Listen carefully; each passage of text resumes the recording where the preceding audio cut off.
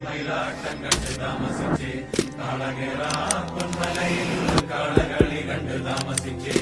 ആളുകേറാ മാമലയിൽ ആടുകളി കണ്ട് താമസിച്ച് കുയിലുകേറാ പൊന്മലയിൽ കുയിലുകളി കണ്ട് താമസിച്ച് കൊക്കുകേറാ പൊന്മലയിൽ കൊക്കുകളി കണ്ട് താമസിച്ച് കുതിരകേറാ മാമലയിൽ കുതിരകളി കണ്ട് താമസിച്ച് ഒന്നുവിച്ചേ നിന്നുവിച്ചേ ആദിത്യ ഭഗവാൻ